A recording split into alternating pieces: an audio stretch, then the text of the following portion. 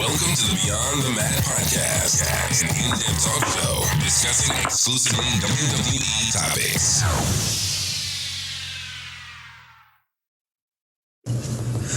My name's Rick Boogs, and I came to rock with the Beyond the Mat podcast that is beyond the M-A-T-T podcast.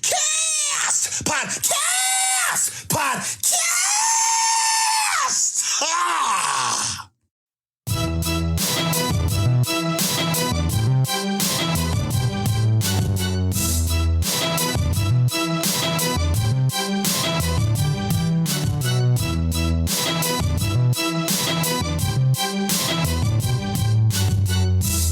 All right, welcome to Beyond the Mat on Monday, June 13th, 2022. We are reviewing the WWE Monday Night Raw from Kansas tonight. We saw some action with Matt Riddle. The show opened with Miz TV and Paul Heyman to hype the title match that we're seeing on Friday Night SmackDown this week between Roman Reigns and Matt Riddle. We also saw Becky Lynch in a 24/7 title match, which was a little bit more than a 24/7 title match, in my opinion. Money in the Bank Qualifier match, tag team, Liv Morgan, Alexa Bliss versus Doudrop and Nikki A.S.H. Nikki A.S.H. rocking some new gear tonight, looked a little bit better than she has in the past. We also saw a shocking development in the Ezekiel and KO story, as well as a great men's Money in the Bank qualifying match with Seth Rollins and AJ Styles.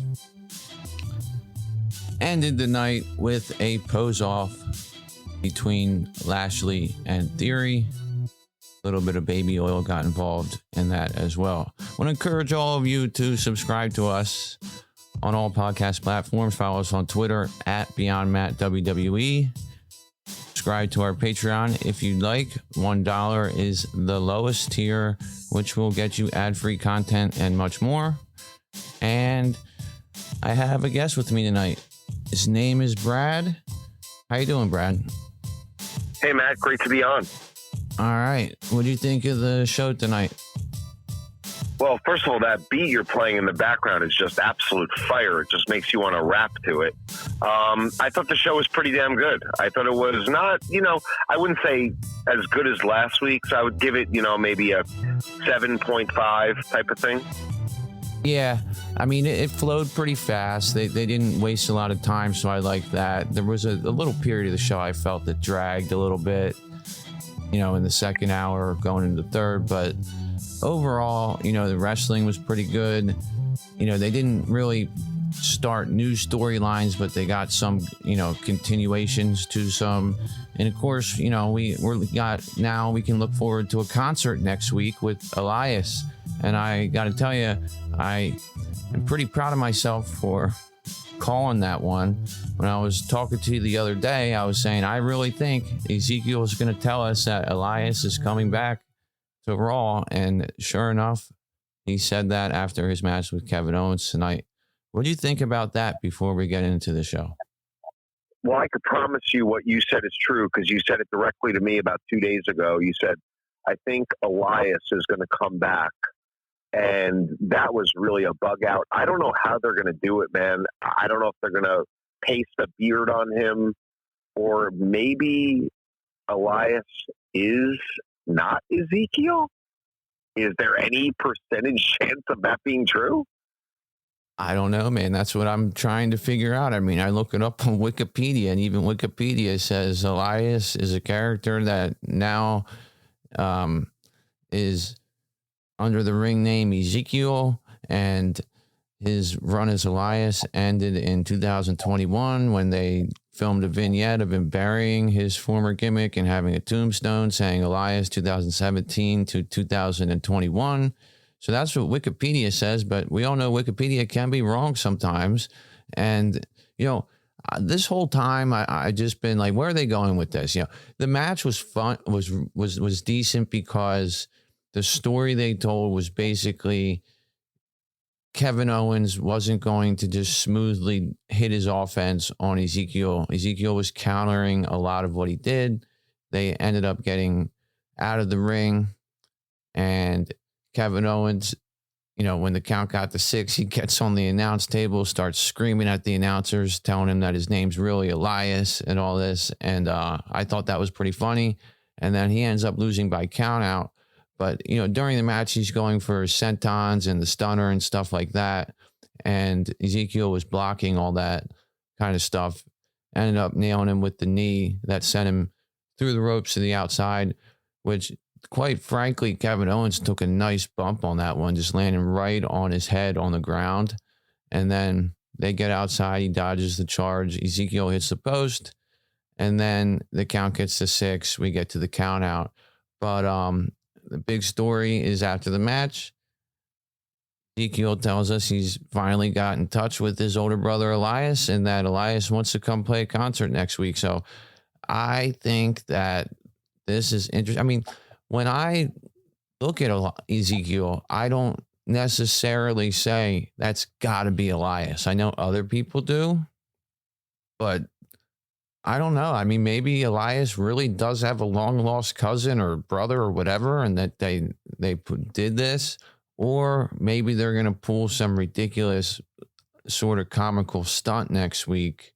I don't know, but it's not like he can grow a beard that fast and, everything else. So it would be pretty funny if they had him dressed up as Elias, because I think that would just look funny. But I'm really interested to see if we're going to have another person and if it's going to be Elias, and Ezekiel really isn't Elias. I am so surprised that they brought that out. I mean, I know you mentioned it, but I didn't think it was going to really happen. I mean, the bottom line is that you noticed tonight that Ezekiel's beard wasn't fully shaved. He did have kind of a 5 o'clock shadow, or maybe a little bit more than a 5 o'clock shadow on it. So maybe they know that he could grow in a real thick beard in a week. I don't know. Maybe they've been trying it week after week and then having him shave right before the show on Monday. But, man, if they pull this off, that will be incredible. I just think it would be really cool if Ezekiel really isn't Elias. But absolutely, maybe I'm an idiot. I don't know. But, before we even get into this, I wanted to revisit something from SmackDown a couple weeks ago that's ongoing now. We have Ronda Rousey facing Natalya at Money in the Bank after the women had a fatal 4-way or 5, whatever the hell it was, to get the number 1 contendership for it. In that match, you had Shotzi, Xia Li, Baszler, Natalya, Raquel. Now, so many people that I see are like, oh, I'm so upset that Natty's the one who won because she's old and doesn't need this title shot, and she's not that great on the mic, and Raquel should have won because she's younger and she looked great and all this other stuff. And that's fine if people think that. But first of all, when the match started, I said the one person not winning this match is Raquel. She's the one babyface in the ring, and they're not going to match a babyface up against Ronda Rousey.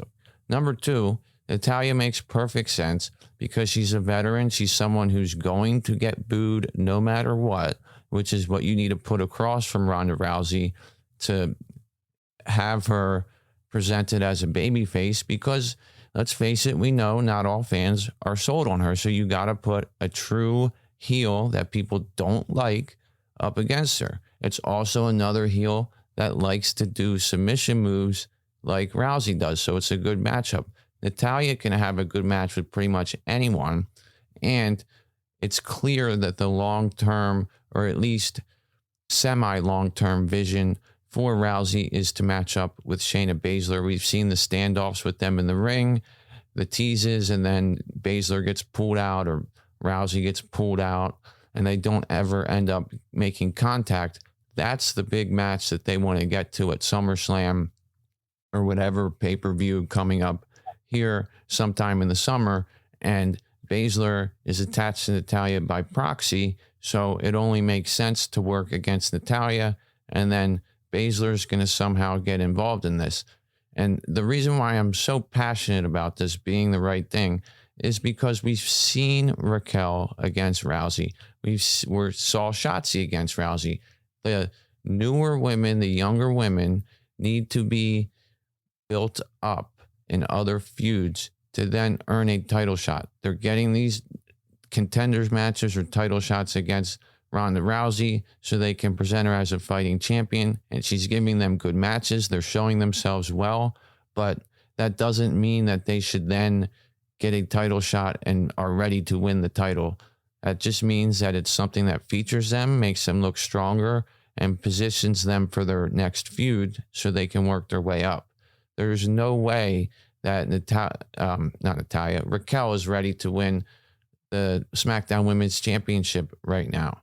And it doesn't make any sense for a babyface to go against a babyface at a pay-per-view. Maybe a heel versus a heel, but to me, two babyfaces are just going to... Well, why would two babyfaces fight each other? Two babyfaces would talk it out. I think I said that before. But to me, the right woman won that match. I just wanted to get your thoughts on that. Yeah, man. I mean, you're 100% correct. I mean, obviously the plan is to get the Baszler Rousey. We know that they're real best friends in real life, training partners with each other in real life, both UFC people in real life. So, you know, the idea that they're going to face each other is very logical, and clearly there will be something that will get an interference or something where Baszler will mess around, and then a month later you'll get your Baszler versus Ronda matchup. That is what they're going for. And you're 100% right. Raquel, as phenomenal as she is, it doesn't make sense for her to go up against Ronda again. So there you have it. I mean, Natalya was the option. And to get to Natalya, use Natalya's best friend, Shayna, to get there. I'm sorry, use Shayna's best friend, Natalya, to get there. Right. And then the other women, you need to be able to have them not in this Money in the Bank thing so that they can do what they did with Shotzi this past Friday, where she came out and, was very strong behind the microphone, really showed off her skills in challenging Ronda to that match. And then that also continues Ronda being a fighting champion. So you need to have those younger workers, some people might want to call them jobbers, but I don't. And you need those younger workers to play that role. And so we can get to know more of their character. I mean, up until a couple weeks ago, I didn't know what the hell Shotzi was. And now I'm starting to invest in her character a little bit because I can sort of tell what she is. She's sort of a loudmouth, outspoken, very confident and aggressive heel. And this is... I wouldn't know. Yeah, I'm so sorry. Give her the opportunity to not be in the title feud and to, have that promo and stuff like that. Go ahead. This is the beauty, in a certain way, of Sasha and Naomi being out, is that you get the chance to see someone like Shotzi and get the chance to have her doing things like this, because this would never happen for Shotzi if those two were out. So really there are bright sides to everything in life, and this is just another, kind of example of that.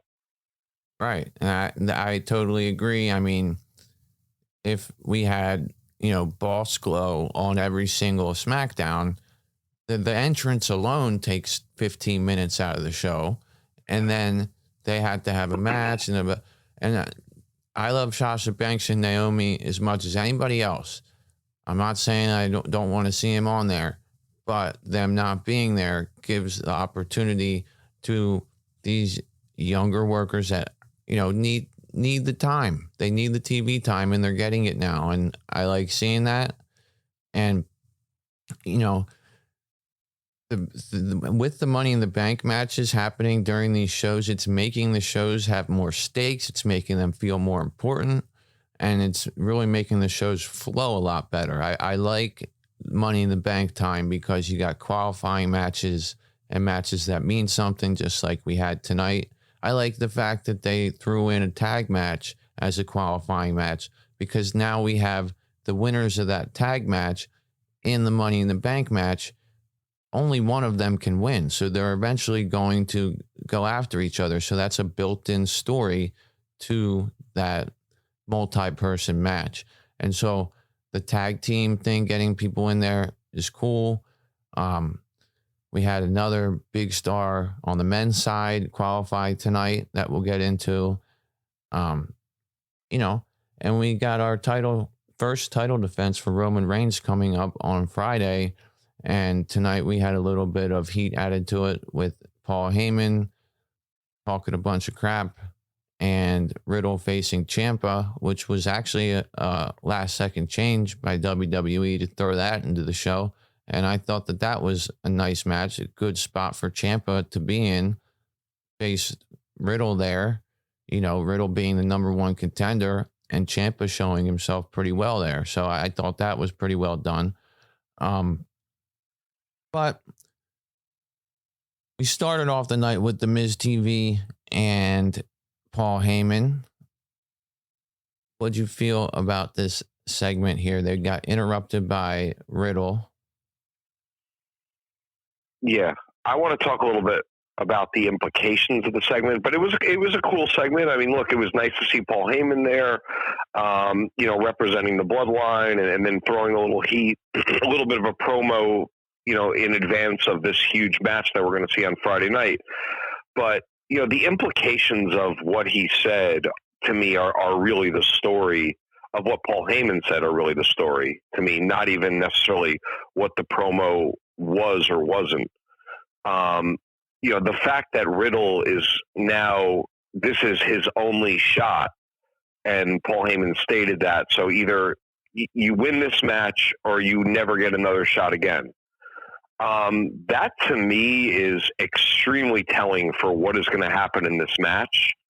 And look, to me, after hearing that, I think Riddle has a legitimate opportunity of winning, or plan B is that it gets you to a Randy versus Roman match because Riddle did lose, and Randy's the only person left to avenge that on behalf of Riddle, which I think is the more likely scenario, because what we've seen is Riddle every week going out there and specifically making a point that he's about to avenge what happened for his brother Randy. He's doing it for Randy. He's doing it for Randy. We hear that every single time that Riddle comes out.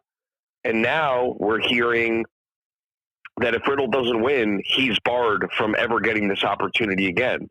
So maybe Randy repays the favor and he goes up against Roman, or maybe Riddle wins and they just run this back at Money in the Bank and Roman wins it right back. But that would be a really cool outcome to this, in my opinion. Just giving it to Riddle for 2 weeks would be an incredible, incredible development. Yeah. Me too. I mean, Dave Meltzer and, other reporters have reported that Roman Reigns is not going to be on the Money in the Bank show after it's been moved. And originally, the Riddle and Reigns match was supposed to be Money in the Bank main event when it was in Allegiant Stadium. Once they moved it to the MGM Grand, they nixed that and put it on SmackDown. But who knows? It still could happen. But I wonder if all this stuff that Riddle's saying about supporting Randy and all that, and then using his movesets and all that, I wonder if Randy's going to come back angry at Riddle for trying to be him and not being himself and using his movesets and all that stuff. Because you don't usually see guys that just completely take somebody else's moveset and start, killing people with it. And that's one of the ways, Riddle still has his, moves that he does, like the Broton and all that stuff, all his kicks, but he's really doing the snap power slam and the draping DDT and the RKO. I just wonder if we're getting ready for a turn between Riddle and Randy. Maybe Riddle loses, Randy gets an opportunity, and then Riddle gets pissed off and interferes and says, why the hell is Randy getting another shot instead of me? And Riddle turns heel at SummerSlam. That is a very interesting thought, which is what I was maybe thinking going into all this. Like maybe, you know, all that would happen. But now with the stipulation that Riddle is barred from another opportunity, almost takes away that chance, because Riddle can't really say, hey, why am I not getting a second chance? Because he knows coming into this, he's not getting that second chance. You know what I mean? So what you said is really interesting and certainly still possible, but I just don't know based on what we heard tonight. Yeah. Also, part of the Miz TV segment was Miz basically explaining to everybody what Money in the Bank was, as if we didn't know. And then he had to let us know that he won it twice and cashed in on a champion that was basically dead to win. So that was part of that too. But, you know, Heyman said the stuff that he said about Riddle only having this chance. That kind of was a little bit jarring to me too. I don't know what that really means. I don't know how much weight Paul Heyman carries anyway, as far as who's going to get a title shot with who at the end of the day. But he did say what he said, which has to mean something. And I'm not really sure if that means that Riddle's going to win. Like, I don't really see that happening. But, you know, it's just, they're throwing in these curveballs now that just don't make it as clear cut as it seemed, you know, before to me. And the other thing about this segment that was kind of interesting is that Paul Heyman, who's always got the company line perfect, you know, was using a totally different name for the belt multiple times. He was calling it the Undisputed Heavyweight Championship of the World. And he said it multiple times. If anyone wants to go back and listen to it, he said it a few times, which makes me think maybe this is all going to actually be unified into one belt. I don't know. I hope not, but it was just weird. And then Riddle came out and called it the WWE Universal Championship, but Heyman after that again said the Heavyweight Championship, which is, you know, Heyman normally doesn't get that wrong. Do you know what I'm saying, Matt? Yeah, he normally says things like painfully accurately, you know, and like to a He made it a point. Yeah, he made it a point to say those words multiple times. But I don't know why they're calling it the Heavyweight Championship. I don't know, but I don't know. But the other thing that I don't really get is, why does the match have to be for both titles? Agree. Why isn't it 1,000%? If it's just for one, then I can definitely see more likelihood of Riddle winning, you know. But if it's for both, then I just don't see how that's going to happen without the Usos coming in there and pulling him out of the ring right when Riddle's about to win. Just like I was saying to Kyle, you know, Xavier Woods had that match with Roman Reigns back in the winter, has him beat, hits the coast-to-coast elbow, goes for the pin. Usos pull Roman Reigns out right before the referee can count 3.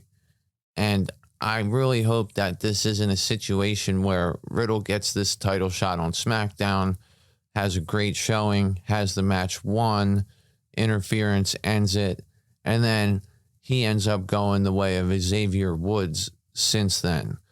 You know what I'm saying? Xavier Woods has not done anything worth mentioning since that match.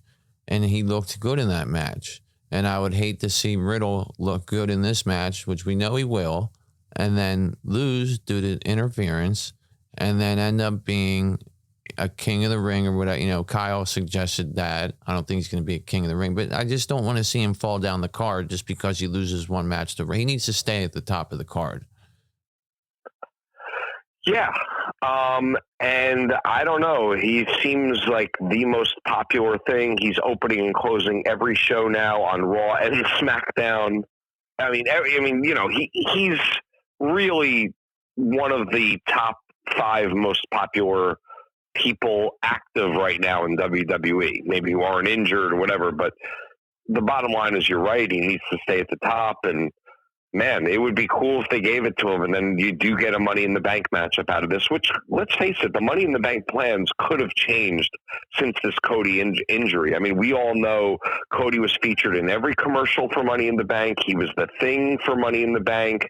He was the guy for this pay-per-view, and they might have said to Roman, hey, we're going to need to put you in a match, like it or not, you know? Yeah, and that's my whole thing with the Roman Reigns thing is we're all told, okay, he's just going to do less house shows and maybe a couple less TVs. He hasn't done anything at all on TV, and they're cutting him out of pay-per-views as well. And that's sort of frustrating, especially when you just put 2 titles on him.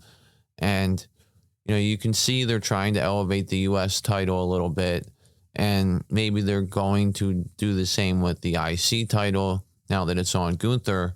But at the same time, it's just, I don't understand why we're not seeing more of Roman Reigns with those 2 titles. I understand he's got time off and stuff like that. But the other thing I was going to say is with Cody Rhodes, he was definitely the shoo-in favorite to win Money in the Bank, right? I mean, I think everybody thought he was going to win Money in the Bank. Now he's not going to be there. Who the hell knows who's going to win it now? I think I have a pretty good idea, but we'll get to that in a couple minutes. I just, with Cody not being there, I agree. They need more star power on that show. And I think that, a lot of people are speculating like different moves WWE has made that they're reactionary to Cody being out, and they're not. Like, for instance, Edge turning babyface now, that Judgment Day turn on him, that had nothing to do with Cody Rhodes. That was planned weeks ago. So, I just wonder what they're going to do to adjust to the fact that Cody's not there. And I guess that remains to be seen. But, that was that for that segment. The Usos ended up coming out, and before they could really do anything, the Street Profits were right behind them. And then we got on the way with that match, Montez Ford versus Jimmy Uso. It ended when Montez went for a frog splash. Jimmy Uso got the knees up, and that was enough to turn him over for a 1-2-3 pin. Really nice looking pop-up Samoan drop in the match by Jimmy Uso. Montez Ford nearly hit the Money in the Bank briefcases when he went for the frog splash. And this one, Ford's looking pretty strong now, like physically. He's looking like a big, like he's been in the gym or something like that. Looking really nice. It was a little bit strange to me that the Street Profits were dressed in different gear. You had Montez in his stuff, and Angelo Dawkins was not matching what he was wearing. So that was a little bit weird. And I was thinking to myself, what are they going to turn on each other now that they're wearing different clothes? What's happening? No. But, I think it was just a byproduct of one was wrestling and one wasn't. Yeah, that's what I think too. Ford hit a nice enziguri spine buster in this one before the nice pop-up Samoan drop. So decent match between the two of them. We have Jimmy end up going over. They're going to be, the 2 tag teams are going to be fighting for the Unified Tag Championships at Money in the Bank, I believe. And, a lot of times going into these title matches, they'll have the team that's going to lose win the singles matches. So I thought it was interesting that Jimmy won this match. And if that has anything to do with what is going to come ahead, or if they just wanted to, kind of muddy up the waters with the go-home math and have Jimmy Uso go over, even though they plan on having the Usos retain. But I'll tell you what, I would not be against the Street Profits beating the Usos at the pay-per-view, because I'm getting a little tired of the Usos act, to be honest with you. But what do you think of this match, and where do you think they're going with these 2 teams? I mean, we know where they're going to the title match, but what do you think the match means? Yeah, I really, truthfully, I didn't think it meant much. I didn't really think it had any real significance. I feel like, we've obviously seen these 2 teams a million times, but in this scenario, It was just I think it was just a good match, and I think it was just something that was good to, kind of start off the show wrestling wise with, two of your biggest, kind of your biggest stars and the Usos. If you can't have the bloodline, or I'm sorry, Roman Reigns, you have the Usos as kind of like a really good, interesting way to set off the show. And that's really what I think it was about, man. Honestly, I just think it was more of a filler match that happens to be, with good performers, and they did a good job with it. Yeah, I don't think there's any foreshadowing here at all. I think it's just a typical WWE. We have a tag team championship match coming up, so we're going to put one member of the tag team versus another member of the tag team. Montez Ford is certainly an up-and-coming star for them, probably a big future single star for them. So you put him in the ring. Jimmy usually is the worker of the two out of him and Jay. Jay does more of the bigger spots. I think Jay's the better wrestler out of the two of them, but Jimmy's usually the one who they put in these situations. So I think that's all it was, is, a little bit of an interaction between the two teams ahead of their title match, just to gain a little bit of heat and to add certain aspects that we may see callbacks to in the match for the title. Just as we saw, with the Usos before and their feet on the ropes, the ref seeing it and then them trying to do it in the title match, and the ref seeing it in the title match, not seeing it in the other match. So, things like that, there could have been in this match that we're just not really picking up on, but it wasn't really there wasn't really anything all that special in this match at all. And that's what... No, I didn't think so either. Yeah. I didn't think so either. And you didn't really get anything that you were like, wow, this is like really, wow, this is some big time heat. It was just a match. Honestly, it was just a match. Yeah, there wasn't anything real heelish that the Usos did. There wasn't anything that, the Street Profits winning would have made it more interesting, because it would have made it look like they have an upper hand on them. But the Usos winning just makes it look like the Usos are going to win the tag team match at the pay-per-view. So now the other side of the coin is maybe Montez Ford needs Angelo Dawkins to be able to succeed, which then is positioning him very poorly if you're looking to have him emerge as a single star eventually. That's one of the reasons why I didn't agree with and was surprised by the finish of this match. Now, the one high spot of the match was that pop-up Samoan drop. He pushed Montez Ford 10 feet up in the air. We also saw Montez do a top rope Hurricane Rana when Jimmy was on the top rope. That was a really nice spot. But then he goes up for the frog splash, hits the knees, and that was a wrap. So, that was that.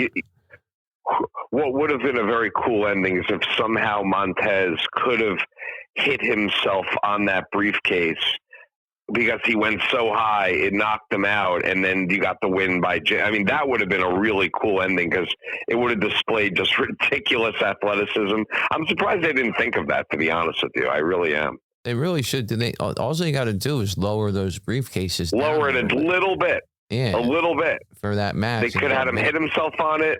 Done. 1, 2, 3. Yeah, I think that would actually be a good idea. They should work that into one of the matches coming up. They got to have the briefcases hanging up there at every show now to remind us that money. Hey, man, you can do it at Money in the Bank as the finish of that match. Like, Montez is about to end it, and he hits the briefcase on his enormous jump, and then they lose. And because there's no, it doesn't weaken the Street Profits by making them lose that way.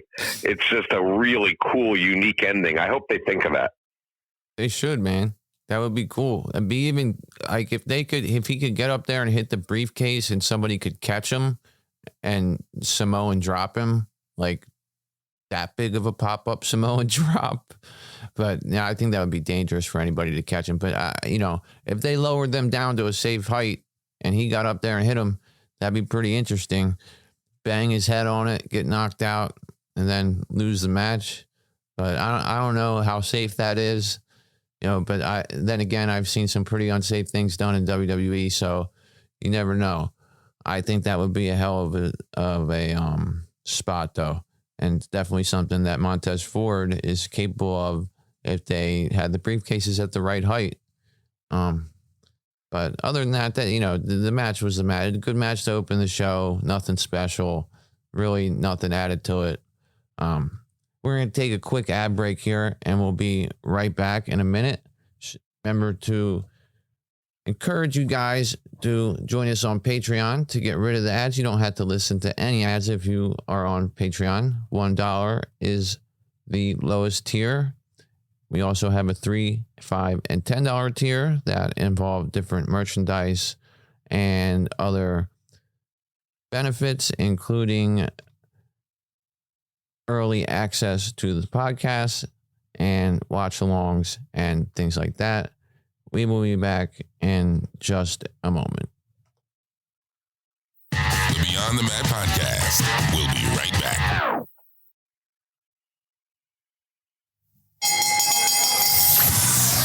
Welcome back to the Beyond the Mat Podcast.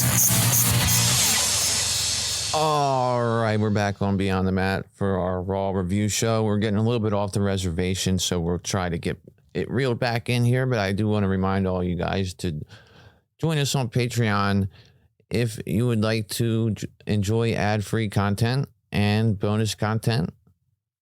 And if you join the $1 tier prior to the end of July, we will give you the benefits of all the tiers, which includes Beyond the Mat t-shirt, Beyond the Mat mug, Discord channel, and other features. We also will invite you on to any show of your choosing, as long as you keep it clean. But on Patreon, to find us if you're having trouble, it's Beyond the Mat, MATT, as Rick Boog says. Put that in the search bar and you will find us on Patreon. You can also find us on social media at Beyond Mat WWE, and email us at matt@beyondthemat.com if you're having any trouble finding the Patreon or anything like that. We certainly don't want anybody to miss out. And I want to take this opportunity as well to shout out to a couple of our good patrons that have been sending in all kinds of emails and really been active listeners, and I'm very appreciative of them. Original Simulant on Twitter and Aiden from Down Under in Australia. Both of you appreciate very much and hope to hear from you soon or have you on the show as well. Moving on here, Brad, we had the 24/7 title match with Dana Brooke and Becky Lynch. This was not about the 24/7 title, as Becky Lynch said when she got on the mic after she beat down Dana Brooke very quickly, had her at the ringside area, said this isn't about money, this isn't about the 24/7 segment, it's about how I've paved a way to greatness, and I'm going to win that Money in the Bank ladder match. The only time I've been in it, I got screwed. Asuka comes out then and attacks Becky Lynch, hits her with some rolling strikes, a low-angle German suplex, and Becky Lynch gets out of dodge. What do you think of this one? I mean, man, this is cool. I mean, I first of all, Dana Brooke looked terrific coming out there. Like, physically, just looked really good. First, better than she looked in a while. And then you have, what was really interesting, which Becky just asserting ridiculous dominance over her. I mean, really killing her. And, Dana took some pretty good bumps. She really got thrown outside the ring. She just went directly to the mat. She really got thrown around. Then she got her head, hit on the announce table, then smashed under the announce table. And then Becky grabbed the mic and did her thing. I thought I really liked this, man. It just showed, like, whatever you saw last week was bullshit. Becky is clearly super dominant against someone like this. Yeah, she definitely beat the hell out of her. And then, Asuka comes out and hits her moveset on Becky. Becky gets out of there. So obviously this is about Asuka and Becky. And we find out later in the night that Asuka and Becky are going to have a match next week as a Money in the Bank qualifying match. I have no idea what to think about that one. Who's going to win that? To me, I feel like Becky's probably going to win it, but who knows? Maybe they have Asuka win it. Becky continues to spiral out of control here because she's lost her Money in the Bank opportunity, and where is she going to go next? I don't know, but we've seen Becky get the better of Asuka in the ring lately, so that's kind of leading me to lean towards Asuka in this match. But what do you think about their match next week? I mean, I think you got to have Becky in it, because the simple fact that the Money in the Bank match is a match that, as a major star, you could lose it and be completely protected. Like, there's no shame in losing it. There's no, like, oh my God, there's a lot of ways to protect someone if they lost in a Money in the Bank match because of its uniqueness and everything like that. So I can't see a way that you're not going to have Becky as part of this pay-per-view. I mean, it's, going to be less than 2 weeks from that day. And, maybe Asuka finds a way to sneak in. There's no stipulation that says, oh, if she loses this match, she can't ever be in it. I think she might find another way to sneak in the following week or even that night. But I can't see a way that you don't have Becky as part of this pay-per-view. Yeah, I totally agree with you. And I think she needs to be in the Money in the Bank match because you need a veteran in there who can sort of run the match and keep it all going the right way. And Becky Lynch, I mean, what's the one common denominator with all the best women's matches we've seen this year? Becky Lynch was in. Exactly. It doesn't even need to be said. Exactly. So Becky Lynch should be in this match. And with Asuka, she should be in the match too. And there's no reason why they can't do the same exact freaking thing they're doing with McIntyre and Sheamus and have them DQ each other and then DQ each other again. And then it get to the point where they have to put both of them in. That could definitely happen. Or Becky could lose and then, backstage cry to Adam Pearce again and get some kind of other opportunity, same as she did to get into the triple threat match. So I think that regardless of what happens next week, it doesn't necessarily mean that either one of them isn't going to be in the Money in the Bank match.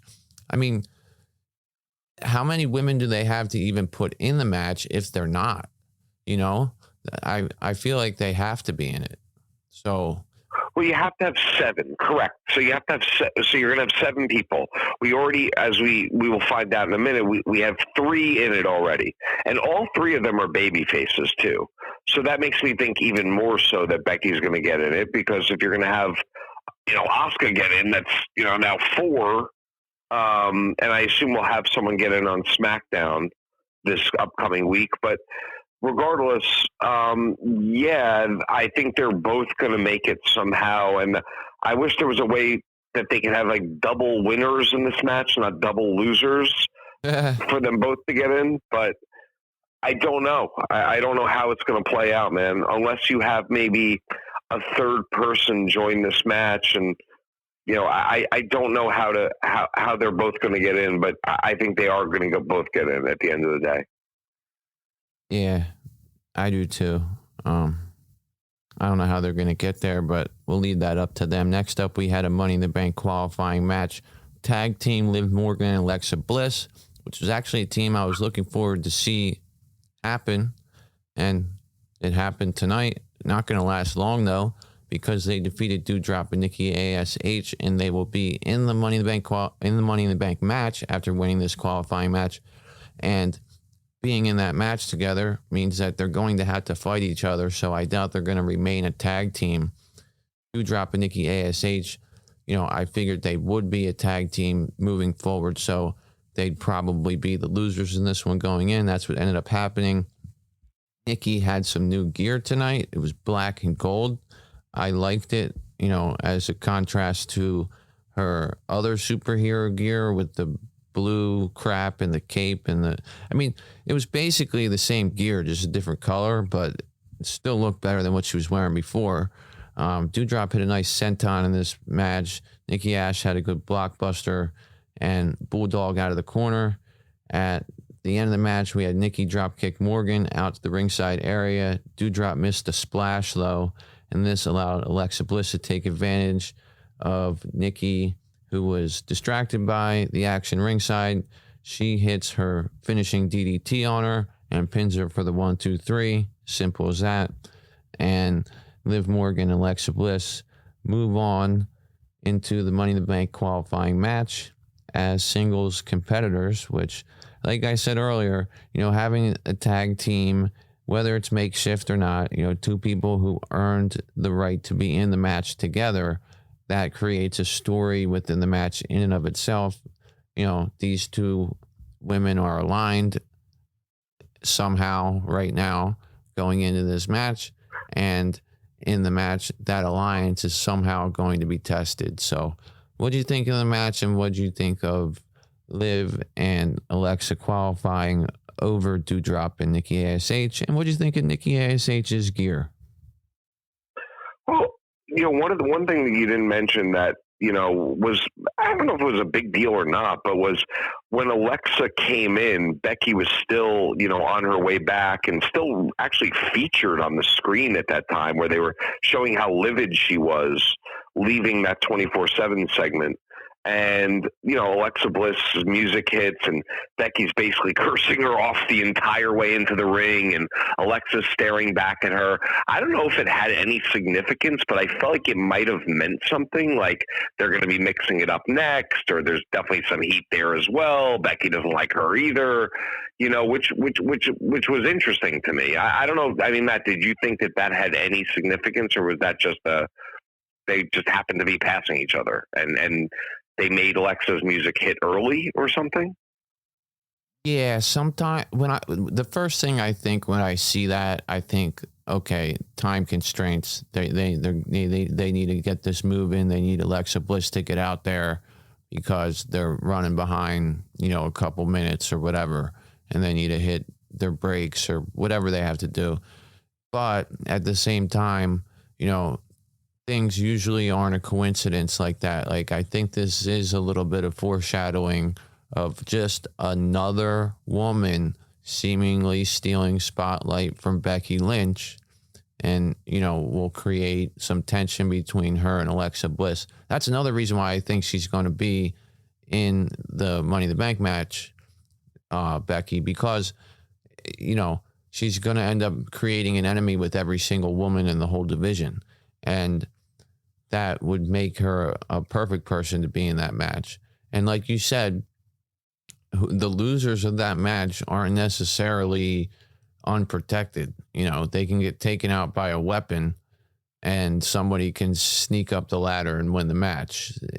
That's one of the great parts of ladder matches and multi-person matches is there's a lot of different ways to have a winner, and for the people who don't win to not look bad. So I do see where you're coming from and think that it might be some foreshadowing to some beef between Alexa and Becky, but it also could have just been something that happened due to the fact that they just needed to get the show moving, and Becky might have taken a little bit too much time. I really don't know. Do you have anything else on this? I mean, the only other thing that I want to say, first of all, it was really cool seeing Liv and Alexa together. I just find it really weird that really since Alexa's come back, she basically has not said a word on the microphone. Not even like, hey, I want to introduce my partner for tonight, and we're going to da-da-da-da. To me, Alexa is the best actress on the roster, bar none, no question about it, no questions asked. She is the most dynamic speaker on the roster. And that says a lot because there's people like Becky and there's really good people out there. You know what I mean? So what I'm saying is I'm surprised that Alexa's been this kind of silent person the entire time. It's just strange to me. And, I'm just finding it to be, somewhat odd. But, again, regardless of all that, I do think that this has been this was a good match, and it was nice to see them together, and it was a good win. Yeah, she had the one backstage interview where she kind of made fun of Nikki ASH for pretending to be a superhero and her having a doll that she talks to or whatever, And then there's people that are like, well, Alexa isn't the character, but she has the doll, and I don't get it. What is it? Did the psychotherapy not work, or what? It's clear as day. The freaking psychotherapist told her that as long as she has the doll, that she will be okay and be herself. That's why she has the doll, not because they're trying to attach it to her older character, but because in storyline, in kayfabe, that doll gives her some sort of comfort and makes her not go crazy. And that's what the psychiatrist said. And obviously, in reality, we know that it's for merchandise. It's a big piece of merch that they move, and they don't want to take it off the shelves, so they need to keep it with her, and that's how they worked it. But it makes sense. I hear these people that they're like, why do they still have the doll? She's not that character. But they had the therapy sessions. Did they mean anything? Yes, they did. They're tying it all together right now, right before your eyes, if you paid attention. I don't understand. And I'm not trying to alienate anybody by not seeing that. I'm just saying that other podcasters and other analysts say this, and I just don't understand how you can analyze it without actually reading what's on the screen spoken for you. The psychiatrist said, you're fixed now. You just have to keep this doll with you. That's what he said. Well, it's just a case of people not paying attention to detail. And that's why, and I'll say it. I mean, you are the most perceptive guy who does any sort of podcast like this. And then there's a million people that do it, and you do it the best for reasons. And the reason why is that you are able to pick up on the things that a lot of other people miss, which is, yes, exactly what you said, that the doctor said this to her, and it's completely within storyline. Yeah. I mean, I don't understand what everybody's confusion is all about, but regardless, that's not the point. I do agree with you. Alexa Bliss, needs to be on the mic more. Maybe if she gets in a feud with Becky, like we think she might, after she sort of stole the spotlight from her tonight, we'll get some dueling on the microphone between the two of them, which would be nice. A lot of people say they don't like hearing Becky talk. I think Becky's great on the mic. And like you said, Alexa's obviously very talented as well. Moving on here, we had Ezekiel and Kevin Owens in a rematch. We pretty much went over this earlier. We had Ezekiel reversing pretty much everything that Kevin Owens did. Kevin Owens loses by count out. He was hilarious, getting on the announce table saying, yelling at Saxton and Graves and Jimmy Smith and telling him that it's Elias, not Ezekiel, and all this stuff.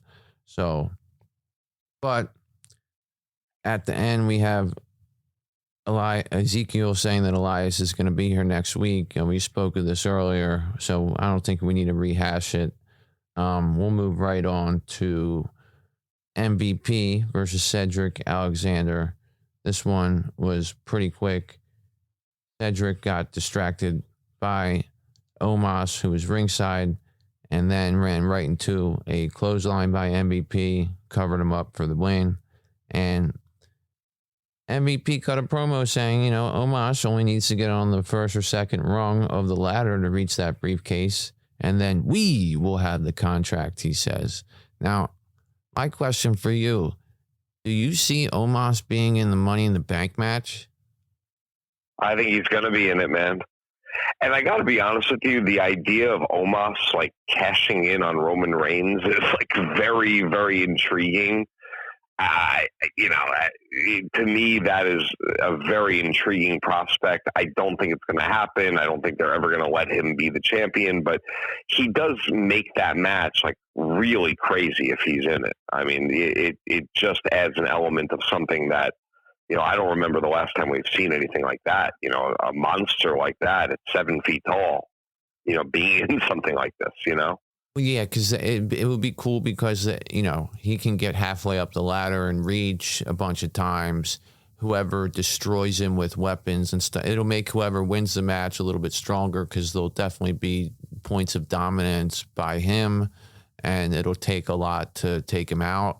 So I think he's a good person to have in the match. He's not a good person to win it, but he's definitely a good person to have in there. I don't know how they're going to get him in there. I guess they'll have a qualifying match or something like that, and he'll probably beat somebody in 30 seconds. But I think I do agree with you that having him in that match would be interesting. And if he did win and had it, you know, that would also be interesting as well. I don't see it happening because of some of the other people that we already know are in the match. But I just think that him being in the match is almost a necessity, you know, especially if they've invested this much time and effort in him. They need to put him in that featured match and see what he can do working with all those guys, you know. And you said 7 people in the Money in the Bank match. Is it 6 or is it 8? What is it? 7. Since when is it? Is that a fact? Do we know that? I believe it's a fact, yes. All right. I can check right now, but I believe it's a fact. I've seen ones with 6, ones with 8. I've seen one with 10. But this year they're doing 7, I guess. I believe 7 this year is for the men's and the women's. It's both 7. All right. So we had a Money in the Bank qualifying. 99% sure I'm right. Yeah, we had a qualifying match with Rollins and Styles earlier in the night. Rollins was doing a sit-down interview about his attack on Cody Rhodes and took a cheap shot from AJ Styles. This was a very good match. Before we get in the match, you have anything to say about the Rollins interview? I thought it was weird that they didn't do it in the ring. I did not understand why, but other than that, no. And actually, I will say I didn't think it was his best work, that interview. I don't know why. I've seen him much more interesting and more dynamic. He didn't really say anything new. It was just, I mean, the only new thing that came out of it was AJ Styles attacking him at the end. This is for Cody type of thing. Yeah. So we get into the match here. A nice long match between the two of them. You know, nice spots here. We had AJ block a curb stomp attempt and roll right into calf crusher. Seth ended up getting out of that. Seth went for a buckle bomb at one point that AJ countered into a suplex into the turnbuckle. He hit a rolling knockout punch on him just before that. Styles set up for the forearm roll. Rollins ducked it, chop blocked Styles. Then Seth went for a pedigree, and instead Styles hit a really nice modified rolling brainbuster for a near fall. I thought that was a really nice move he hit there. AJ went up to the top rope. He got met by Seth. Styles escaped, though, pulled Seth down. Seth counters and finally hit the buckle bomb. Went for a frog splash. AJ rolled out of the way. Then Rollins blocks a Styles Clash attempt. AJ went for a sunset flip, but Rollins blocks it and gets the roll-up pin for the 1-2-3 and qualifies for the Money in the Bank match. So we have Seth Rollins in the Money in the Bank match. He's the guy I think that's going to be walking away with the briefcase, even though he's done it before. I just feel like that's something that he is good at, playing the part of the guy having the briefcase and teasing that he's going to cash it in here and there, and maybe he even has people challenge him for it, and it's almost like the freaking briefcase is a makeshift title for them for a while. But him being in the match, I think, is great, and regardless if he wins or not, I feel like, you know, the right guy won here. Although Styles is one of my favorite guys, I don't feel like he needed to be in the Money in the Bank match, and I don't think he's been positioned lately as a top guy who's going to be a title contender. So for me, it made much more sense for Rollins to be in this match. Now, one of the things that they could do if they're not planning on Cody Rhodes coming back and winning the Royal Rumble is Seth Rollins could win this match, and whenever Cody Rhodes comes back, if Seth Rollins has not cashed in, Cody could challenge him for his briefcase and beat him for it. But then we'd have Cody Rhodes beating Seth Rollins 4 times in a row, which may be a little bit much for Seth Rollins fans. But what did you think of the match and Seth Rollins' qualification for the Money in the Bank and how that affects that match? Well, I mean, I'm sure you would agree. This match had this could have been, the match at Royal Rumble or at WrestleMania this match really had a pay-per-view or premium live event level quality to it. I was going to say it was that. just it was a pay-per-view quality match on Raw tonight. Yeah, it was just honestly as good as could be. The crowd, it took them a little long, but they started chanting, "This is awesome," and this is, they started to realize what they were seeing, and it was just really good, and just kept getting better and better and better, and it was never really slow. It was just like two guys that really matched up well against each other, and it just felt right and it felt good, and it was just a great match. But I agree with you on AJ Styles. They are just not positioning him as a winner, even though he is a top act. He's like the perfect guy for Seth to beat in a certain way, because you have this aura of excellence surrounding AJ Styles and who he is, but in the same respect, it didn't really hurt anything for him to lose, because he's just been losing seemingly everything he's been in lately. So it was just the right outcome and just really fantastically done. I mean, just terrific. Yeah, the near falls were really good. The reverses and counters and the different offense they were doing was great. The ending I felt like was a little bit weak. Styles hit a Pele kick in this one. Looked like he stumbled before he went to. He looked like he botched the setup for it, but he ended up getting it anyway, and it was nice. But both of them just really had a great match here. I could see them two wrestle over and over again, and it's honestly to me a shame that he is going to be in the Money in the Bank match, because I'd like to see these two in a pay-per-view match and be given the time that a pay-per-view match gets, because they could have an outstanding match together. I mean, they're two of the best guys they have as far as in-ring workers. And so I think that the people in Kansas tonight got a treat. And, you could tell that, as you said, the crowd was into this one, and it just felt like a big fight. And I thought they did a hell of a job. And to me, and after this kind of point, this was like the point in the show where the show really hit kind of a crescendo. And then to me, even though we will get to the last segment and everything, I didn't think anything could live up to it after this happened, after this match. Yeah, as far as wrestling goes, I didn't think that anything was better than this one. I mean, the next match we had Ciampa and Riddle, which was a nice match. It was good. Yeah, it was pretty good. We'll get right into that one right after this break, actually. Like I said, if you guys don't like the ads, join us on Patreon, Beyond the Mat. Search in your search bar. You'll find us. $1 tier is always cost $1 a month. $1.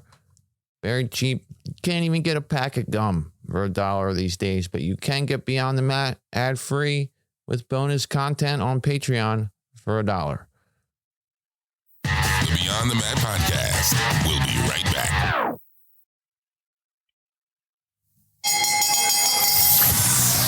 Welcome back to the Beyond the Mat podcast. Brad, one of the things that I think makes me different, I don't know why, but for me, I was talking about this earlier. When I listen to music, I'm into the music, the instruments and the melody and the beat and, all of that.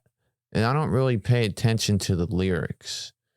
And I wonder if that has something to do with how I see, the things that happen in wrestling. I'm paying attention to the bigger picture, not necessarily the words being said. You know what I mean? Yeah. Some people are like move aficionados and every move matters so much. And to you, it's more of the big storyline. I do think it is all connected. It's the way that we see things as human beings, and watching wrestling, obviously, we connect with things in a certain way. Yeah, and for me, I connect with storylines and things like that, and that's why I prefer WWE. And I feel like with me, like my favorite band is a band that plays a lot of instrumental type of things, and I don't really give a crap about what they're singing because the music is so captivating to me. But anyway, we had Riddle and Ciampa up next. This was a late addition to the show.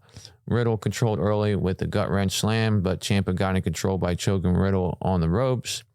Ciampa dropped Riddle by stepping on his foot and then hitting a DDT. Riddle went for a bro Derek, but Ciampa fought out of that. Hit an inverted DDT, got back in control, worked over Riddle some more. Riddle fought back aggressively and hit a wheel kick, flying elbow, and then a snap body slam. Then set up for the draping DDT, planted Ciampa's face into the mat with that, vipered up for the RKO, but Ciampa dodged the RKO, rolled him up into an ankle lock and a really painful looking leg hold, followed by an ugly looking running knee right to the face. Tried to go for a pinfall attempt, only got 2. Then Riddle came back with a ripcord knee, hit a floating Broton, and then nailed an RKO for the win. So just having Ciampa in this match here, I guess, to me, gets him in the match with the number 1 contender and sort of boosts him a little bit. We had Miz on commentary for some reason, and I'll be honest with you, I didn't see the purpose of this match whatsoever other than to get Ciampa some action against somebody who could work, and it just happened to be the number 1 contender. But still a good showing for the two of them. Not the best match ever, but it was nice to see Ciampa's style and see how Ciampa worked against somebody like Riddle. And I thought Ciampa looked good. What do you think? Yeah, Ciampa always looks good, man. Like, I hate how they're treating him like he's such a, kind of a nothing. Not treating him, that's not the right word, because the man's being paid handsomely to do what he's doing. And, I'm sure they're going to give him more opportunities as time goes on. But it's, I don't like how he didn't get a ring entrance. I don't like how he's just in the ring as if he's an absolute nobody, because he's terrific at what he does. He really is. And I don't understand for the life of me how he does that knee to people, because I've seen him do that 100,000 times. And, he, obviously exaggeration, 100,000, but you get my point. I don't know how he does that without breaking people's faces. It's a very unique move that he does. You don't see a lot of people do a running knee and it makes that sound like it really connected, and it's not breaking people's jaws, eye sockets, and faces. I don't know how it's done. It's like magic. It's like a magician. Yeah, the knee by Ciampa that he hits is brutal. It just looks like it takes somebody's head off. When they do those kinds of moves and it's that loud and stuff like that, and it really sounds like they're making contact, usually they're slapping something or clapping their feet together or something like that. That's usually what makes that audible sound. But regardless of the audible sound, it looks devastating. And I honestly thought that Riddle was going to lose this match. There was plenty of times where Ciampa was really in position to win, but, that's what they do to build people up. They have them look like they could beat somebody who's a legit contender, just like we had, somebody like Raquel or Shotzi having a good match against Rousey. Here we have somebody having a good match against Riddle, but in the end, Riddle being too much. I don't think this does too much for Riddle as far as changing what I think will happen on SmackDown. It was just a way to feature pretty much their most popular guy on Raw. And it wasn't even an advertised or planned match. I mean, this was not on the pre-show run sheet that came out at 7:50. So they, made an adjustment to add the Miz TV with Heyman and then this match with Riddle and Ciampa, which makes sense because we had Ciampa attack Riddle last week. Now, the thing I was going to say about The Miz is that, we talked about this last week. Every time Ciampa's attacked somebody, it's been after a Miz TV segment or after a Miz match. And now we have Miz coming out during Ciampa. What is this? What is the connection with Ciampa and Miz? That's what I want to know. I mean, are you wondering that? It's very interesting you say that, because I said, why is Miz sitting ringside? It's not like he didn't do anything earlier in the show. He was there. It was really strange. I'm actually glad you noticed that, and you reminded me, because I was saying, what is Miz doing there? Like, I think, honestly, this was just to promote the show coming on afterwards, the Miz and Mrs., but regardless, it is always connected to Ciampa. You're right. Yeah, every time Ciampa has been attacking Ali or or Riddle, whatever, it's been during a Miz TV segment or after a Miz TV, after a Miz match. Now we got Miz in here at commentary during the Ciampa match. Now, I agree with you. They probably figure that following the Rollins and AJ match, having Riddle out there, they're going to have a lot of eyes on this. You get Miz out there to promote his show, which I couldn't get off my TV fast enough once Raw was over, because I'm not interested in watching that at all. But yeah, I don't know if it's just to promote him or if he has some sort of connection or alliance with Ciampa, or if that's going to emerge as such. But I also don't see Miz as somebody who has partners like that. The only one he ever had, like me and Kyle were talking about, was Morrison. Other than that, right. I mean, Miz is pretty much a loner unless he's with his wife. So I don't know where they're going with this and what Miz's connection with Ciampa is, and really what they're doing with Ciampa. What is he doing? They're putting him in this match. Yes, it looked good, but they have him in no storyline whatsoever, which is a little bit disconcerting. But at the end of the day, Ciampa looked good in the match. Riddle ended up going over as he should. He's the number one contender, so he looks strong going into his match with Roman Reigns. And that's pretty much that. You got anything else on this one? No, I mean, Miz and Ciampa could not be more opposite. Like, they are exactly the polar opposite type of guys with the dress and the way they look. And, Ciampa looks more like Rhea Ripley's. Would he be friends with Rhea Ripley than he would be friends with The Miz? So, I don't know. I really think it was just a coincidence this time. Well, speaking of Rhea Ripley, we saw her show up on the big screen after Bianca Belair came out to say she isn't scared of Rhea Ripley because she's the EST of WWE. And Ripley shows up on the big screen. She says that Judgment Day is stronger than her, and that's why she's going to win. Now, what's funny, man? Rhea Ripley always looks so tall, and then standing next to Balor, who's short, and then Priest, who's, pretty tall. She looked dwarfed by those two men.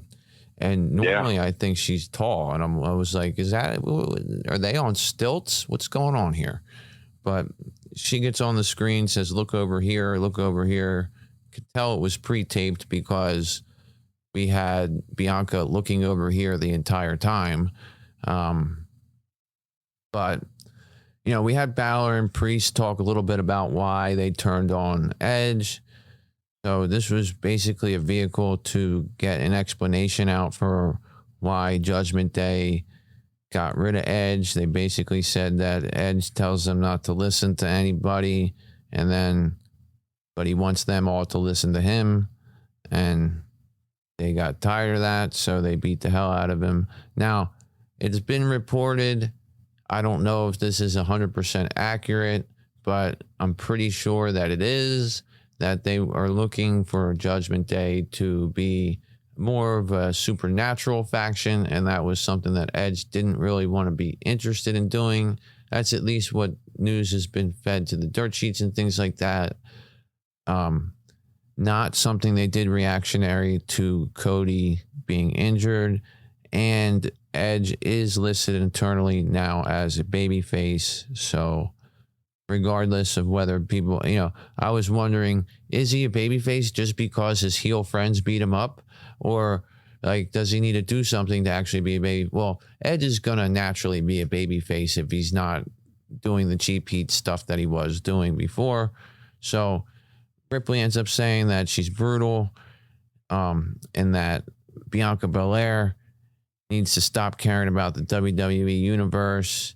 Maybe she'd have a chance if she didn't. When she says she's EST, it sounds like she's trying to convince herself of that. Ripley said that she had a tooth knocked out last week and she loved it. She used that word eradicate again. She likes that word eradicate. She said she's going to eradicate Bianca Belair and be a 2-time Raw Women's Champion. So to me, this was all about them being able to explain Judgment Day's turn, I guess, which, to be honest with you, I didn't need them to explain it. But did you get anything else out of this one? No, I really didn't. I mean, the impression that it left on me was like Bianca, like as much as I think we all like her and think she's great and everything, like she really didn't have anything to say back to Rhea. And we know it was pre-taped and we understand why, but to me, it just didn't make her look strong. It made her look silent. Like it was kind of weird after the segment ended, for example, like Rhea's like, listen, I'm going to enjoy beating you up. I'm going to enjoy taking your championship. And Bianca's just in the ring, just like, oh, well, okay. And then that was it. She looks scared. Yeah, she did look scared. She looked like nervous, and she looked like, I don't know if I should say anything. I guess I'm not going to say anything. And that's it. Like, not even a word back. Oh, yeah, you want it, come and get it. Or something like that would have been strong. But there was nothing. Like, which was just, it did not make Bianca look powerful, Yeah, I don't understand why she didn't follow up and at least address the crowd and be like, okay, Rhea wants to say that. Well, the Judgment Day is not going to be in the match. It's just going to be me and Rhea. And I beat the hell out of her. Yeah, so you can take that and go home. Yeah. Yeah. And I've beaten her before in a fucking gauntlet match. She could have said any number of things instead of just the typical, I'm the EST. I'm the fastest, strongest, toughest, whatever. And then you get her interrupted by Ripley. They give their explanation. Ripley calls her shot, and Bianca basically looks like she's about to crap her pants. So to me, yeah, Bianca did not come out of this looking strong. And I kind of thought that it was a little bit of a weird position to put her in, just to have Judgment Day give an explanation and then Rhea Ripley cut a promo on her and Bianca do nothing other than what she's always done and just claim that she's the EST of WWE. Now, also back... Bianca just had an aw shucks look on her face. Like, it was just like, aw shucks, guess I'm going to lose. Honestly, it was just weird. It was just weird. Yeah. Let's be honest. Mate, this isn't high school. And I'm not going to let your pettiness hurt Nikki's feelings. That's Rhea Ripley there. She's getting a little better on promos. She didn't seem too overly scripted in this one. And, it was a little bit disturbing talking about her losing a tooth and liking it, Yeah. Kind of strange, man. But she's showing she's an animal. Right. So we see Theory backstage. He's working on some chords. He's asked how he's going to fare in the pose down with Lashley. He says he doesn't have to explain himself because he's on a different level these days. He's going to prove to the Almighty that he's not on the same level as him, and he's going to prove that he's the best investment that Vince McMahon has ever made. At the end of this, he says that when 20 years from now, people are celebrating his career, it'll make the 20-year Cena celebration look like nothing. To me, that's a total foreshadowing to the fact that Cena and Theory are going to be doing business when Cena comes back. And, we had the pose down with Lashley, and obviously the U.S. title is something that Lashley and Theory are feuding over. But what do you think about the mention of Cena here? Do you think that's telling us that we're going to see Cena and Theory coming up? And do you think that that's going to involve Lashley as well, or just Cena and Theory? Ooh, it's a really tough one because I don't know how you're going to end. I mean, you'd have to end this Bobby Lashley thing with Theory very quickly, to get it to be just Theory Cena. So I don't know how they're going to do that, necessarily without, kind of involving Bobby Lashley. I really don't see how they're going to end it. So I think it's going to involve all three of them, to be honest. I mean, I don't think that's a bad idea. I think if you put Cena and Lashley in there with Theory, a guy that you're trying to build, they make sure the ring announcer lets everybody know he's the youngest WWE US champion ever, every single time he comes out. So having him with Cena elevates him. Having him with Lashley elevates him as well. Having Lashley with Cena also elevates Lashley, and all of that elevates the title. I'm definitely repeating things that I said on Friday, but if they have all three of those guys in there, then that makes the U.S. title seem a lot more important than it has, right? And so I honestly was under the impression that Lashley was going to defeat Theory, take the U.S. title from him, and then Cena was going to fight Theory because Theory has been talking crap about Cena, and just like he did tonight. And so getting the belt off of Theory would then allow him to feud with Cena and it not be a title situation. And, that's where I thought it would go. But like you said, they got Cena coming back here at the end of June. The pay-per-view is not until beginning of July. So how are they going to wrap up this Lashley and Theory stuff before Cena gets involved? And to me, the only way that they could do that is have Cena come back, but not immediately get involved with Theory, and then maybe get involved with their title match and interfere in that. And then that causes him to start feuding with Theory. That's a possibility of a way for it not to be all three of them, but I definitely see the road to it being some kind of triple threat situation with Cena, Lashley, and Theory, which would make all three of them and the title, it would be beneficial to all three of them and the title. Do you have anything else on that situation? No, I think what you just mentioned is definitely a possibility that Cena kind of comes out here and, hey, I don't like you, you loudmouth jerk, and Bobby's going to take care of you type of thing. And, and maybe, it just kind of organically goes into where Cena's back for a month. And this happens actually at SummerSlam, where the match at Money in the Bank maybe, turns into just Theory with Lashley, and with Cena on Lashley's side type of thing. So who knows, man, but there's a lot of creative things that you could do with this, certainly. Yeah, and I definitely think that they are going in the direction of Theory and Cena. Regardless of what happens with Lashley and the U.S. title, they're definitely doing something with Theory and Cena. There's no reason why Theory would say what he said if they weren't trying to foreshadow some beef between the two of them.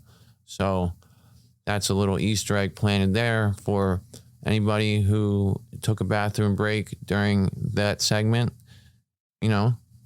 Something that Theory said that is definitely pointing to him mixing it up with Cena here coming up. Next up, we had Gable and Mustafa Ali. Yeah. Gable had a beautiful mat wrestling to start this one off to take control, hit a nice rolling drop toe hold. Ali hit a Hurricane Rana, couple arm drags before Gable dodged a corner charge, sending Ali into the ring post. The referee had to check on him, according to commentary, to continue the match. Gable then worked over Ali, hit a lariat for a near fall, locked in a modified backbreaker submission, told everybody to shoosh in the process. Then he hit a German suplex pin combination for two. Gable went up to the top rope. Ali dodges him, ran the rope, hit a nice lariat and a shoulder block, rammed Gable into the corner, then hit a really nice looking tornado DDT. At the end, Otis tried to pull Gable out. When Ali went up top, Ali then nailed Otis right square in the face with a knee, but this allowed Gable a window to roll Ali up and hit a German suplex pin combination for the win. So, nice little display of wrestling here between the two of them. Short match, not really sure what it means or where they're going with it, but not bad wrestling with the two of them. Really no storyline here at all. But what'd you think about it? No, it meant nothing, but it was, the one thing I'll say is just Chad Gable is just so unbelievably funny, man.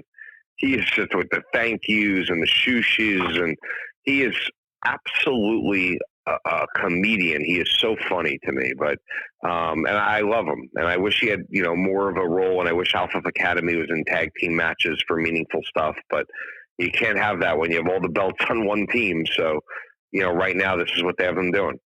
Yeah, I think I think Otis is funny too, man. At the beginning of the match, absolutely.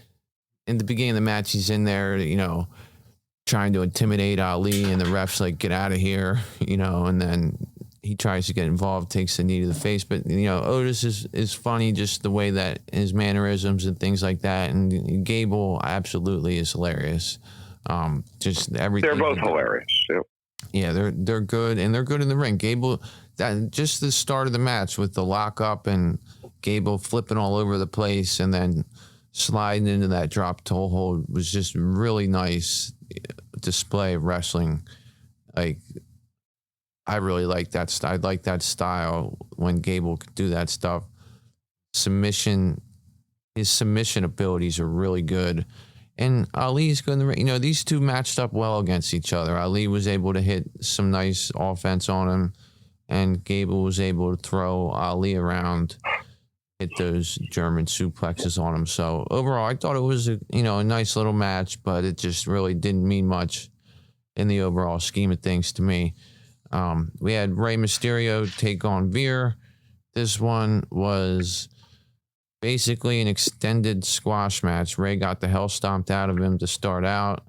Veer had his way with him, tossed him out of the ring. Rey got an opening for a minute when he rolled away from an elbow, but he got nothing with that opening and took a hard throw into the turnbuckle from Veer. Rey then dodged a corner charge.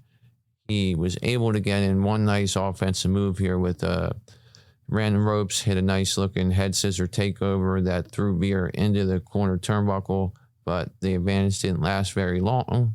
Rey escaped another charge, sent Veer ringside. While Veer was ringside, he ran right into Dominic, took him out with a lariat into the timekeeper's area, and then Rey tried to use his speed to run the ropes and dodge Veer, but Veer caught him in a crossbody, landed a backbreaker on him, locked in the cervical clutch for an immediate tap out, and Rey was done. So, Rey Mysterio, no match for Veer. I don't know if they're going to keep going with this Mysterio-Veer feud, but clearly Veer's a little bit stronger than Rey Mysterio, at least presented that way. What do you think of this? Yeah, I mean, Veer's a guy I'd like to see get in the Money in the Bank match, to be honest with you. I think that would be a lot of fun to have him in that, more than Omos even in a certain way. But, I don't know if he's ready for that. I don't know, if he's, kind of capable of pulling a match like that off yet, but who knows if Omos is either. But the bottom line is that I thought that this was interesting to see Veer pick up a win on someone with some real name value, and it shows that, the push is going to continue for him. Yeah, it definitely gave him a legitimate win against somebody. He's beaten Dominic before, but let's face it, Dominic is basically somebody who should be in NXT and is on the main roster because his father is. But, the movement that Rey Mysterio brings to a match with a guy like Veer really enhances the match, I think, and it really makes, the match, it makes Veer look better, avoiding all this guy flying around the ring and ducking all his clotheslines and then catching the crossbody. not that many people can do the things that Rey Mysterio can do. And so when he does what he does, and then a guy can catch him midair and do what Veer did to him, it makes Veer look even better. So to me, this was Mysterio putting over Veer a little bit and just adding a little more depth to Veer's in-ring presentation and abilities.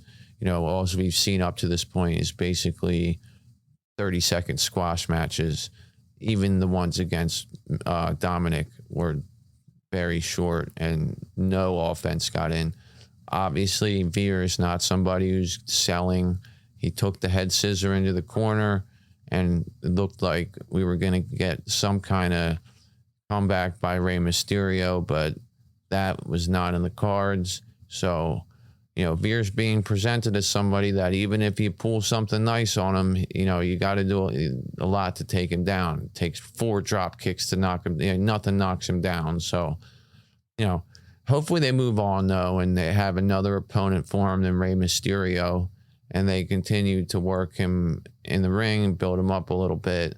But I think this did help build Veer to give him a legitimate win against a legend like Rey Mysterio. And I thought Rey Mysterio did his part well here, bringing the movement and the speed, the agility to the match, make it more exciting and sort of more palatable. So at the end of the day, this was probably the best Veer match we've seen so far. So, no doubt. Yeah, and then no doubt about it. Finally, we get to the main event, which was the pose down.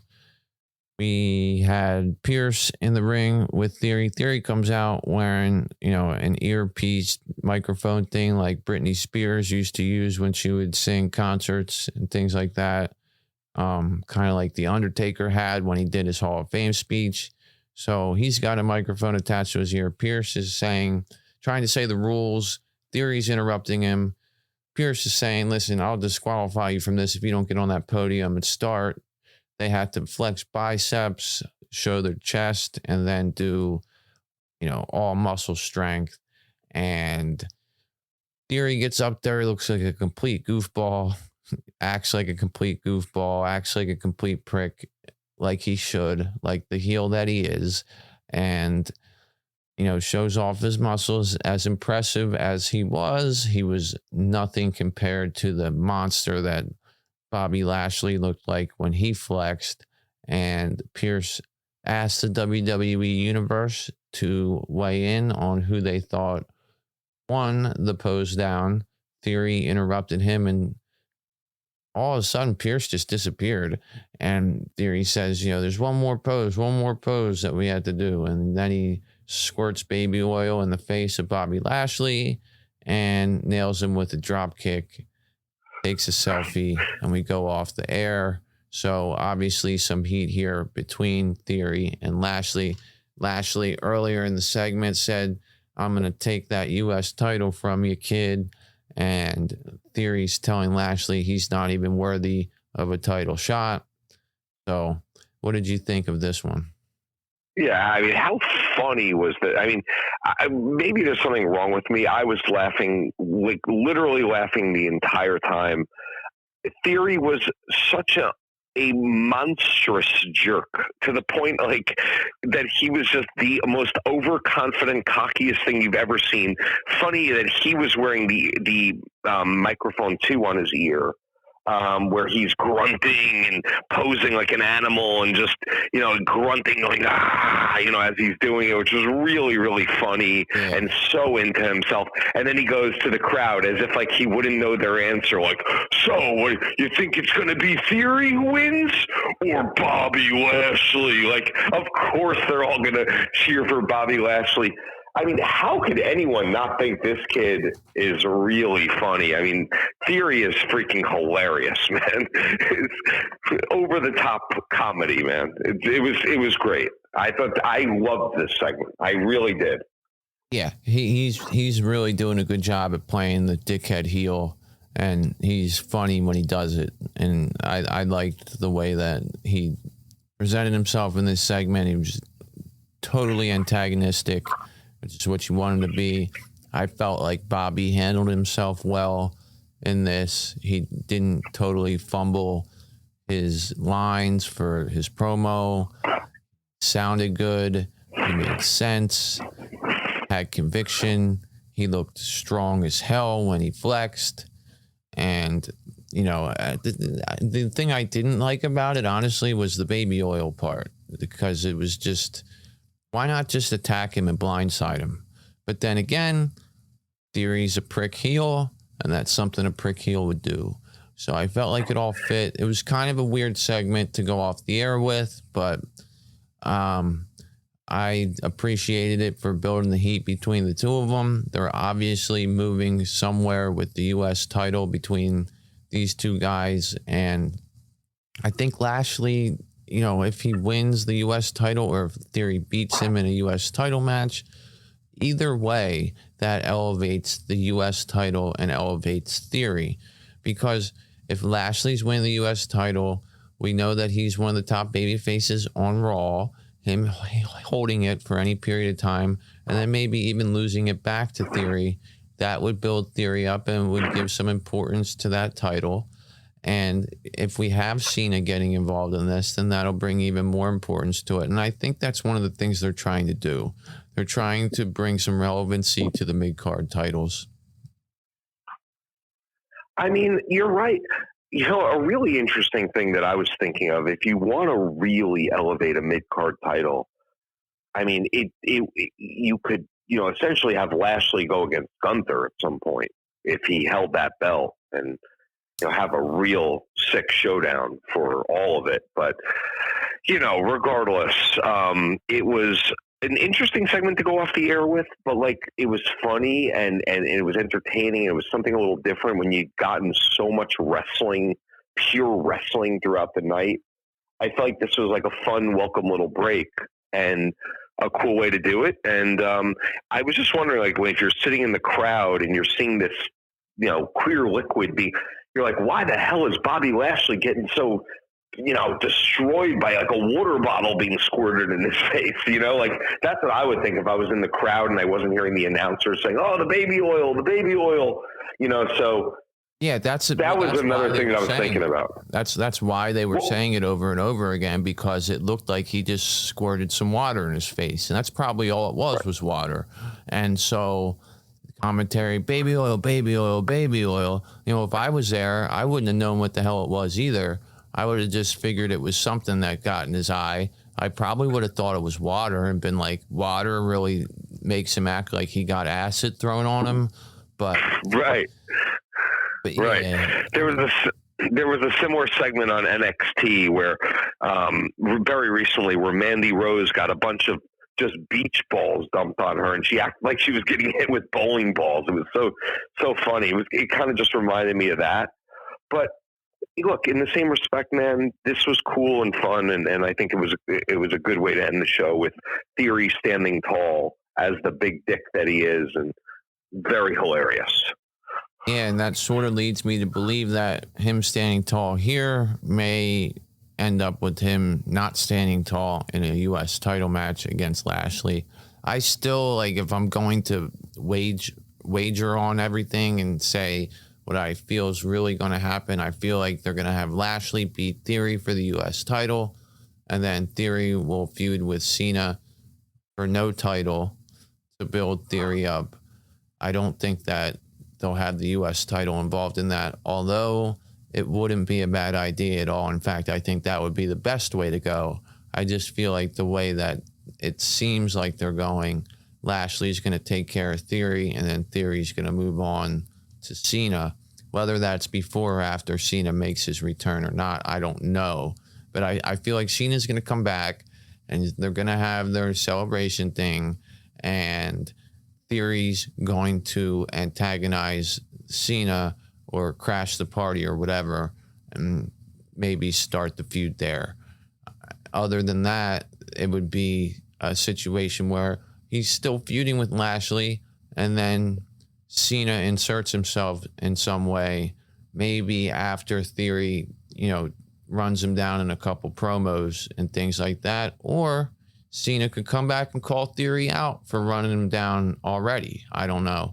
But I do agree that it was a nice break. I would have rather had my break from the wrestling, like maybe in the second hour sometime. And then they squeezed a lot into the third hour. I mean, there was like 4 matches in the third hour. And a lot. I thought that they cut the Veer match and cut the Gable match, and then they ended up happening. And the Riddle match was at the top of the third hour. And the close of the second hour was the Styles and Rollins match. So, overall, like, they did have some really nice wrestling. They kept it tight. The long match was the Rollins and Styles match, which should have been the longest match. Other than that, they really didn't go overboard with any ridiculously long matches that didn't make any sense to go that long.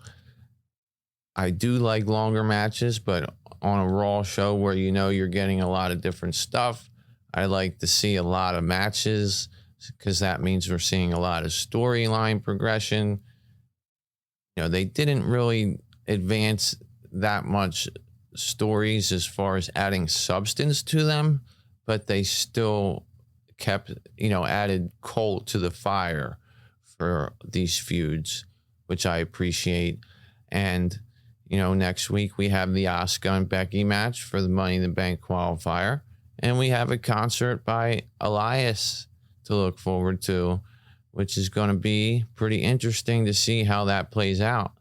But, other than that, I thought it was a good episode tonight. Not the best, but, they're doing a good job of making their shows more wrestling centric while still maintaining storyline and not having too much of the cringeworthy comedy stuff. Like, there's guys that they have that are humorous enough just in the way that they are, that they don't need to dedicate an entire segment to it being comedy relief.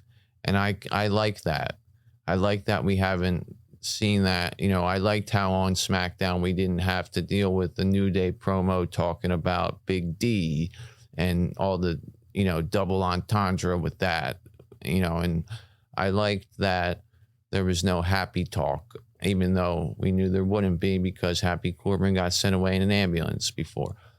And I liked that on the Raw we didn't have, Tozawa and R-Truth and all those guys running all over the place for the 24/7 title. Now, the one thing I would say about that 24/7 title is I was wondering maybe Becky wins this and they turn the 24/7 title into some sort of mid-card women's title. And that obviously didn't happen. That was a long shot, but I just thought, maybe it's a possibility, but it was clearly a vehicle just to get Becky out there and to get them being Asuka and Becky to interact again, and for Becky to be able to cut the promo about wanting to win the Money in the Bank match. So all in all, I felt like it was a good night. How did you feel overall, and any final thoughts before we wrap this one up? And again, it was a good show. It's good to have things that mean something. It's good to have things that are meaningful, and we saw a lot of that tonight. Qualifying for Money in the Bank, getting into the big match. That's something I love about this pay-per-view, is that you have to get into it. It's not the Royal Rumble where you just say, I'm in it. There's that 3-second segment where someone says, I'm declaring that I'm in the Royal Rumble this year. I love the fact that you have to do something, and it gives so much oomph to these Raw and SmackDown shows. So, look, man, we're getting ready for a big SmackDown on Friday. I mean, I think this match could be something that, is very memorable, and it could be something that's very big. So a lot to look forward to, man. Yeah, I'm excited for the match on Friday with Reigns and Riddle. I'm honestly interested to see what the hell a last laugh match is between Corbin and Moss, because never heard of that such a thing. But I'm assuming it's last man standing or something like that.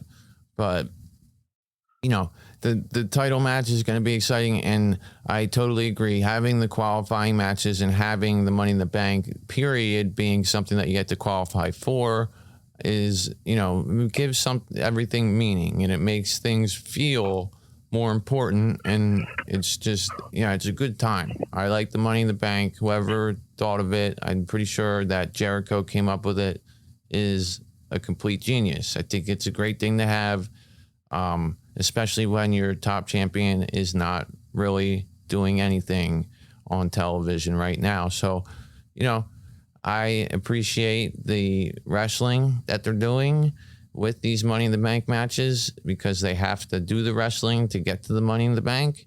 And I hope that when Money in the Bank is over, that they continue to push the wrestling on the shows and make the shows feel like big fight shows rather than variety shows, which I don't mind the variety of the shows. I just wish that the percentage of time that was dedicated to in-ring stuff was heavily more than comic relief and other things. And that's how it has been the last couple of weeks, and I've enjoyed that. Absolutely. Great show on your end, too. All right, man. Thanks for joining me tonight, Brad. Thank you all for listening to us wherever you guys are. Remember to subscribe to us on all podcast platforms. We're the Beyond the MATT podcast. Our Patreon is up and running. We have $1, $3, $5, and $10 tiers. They all have exclusive benefits.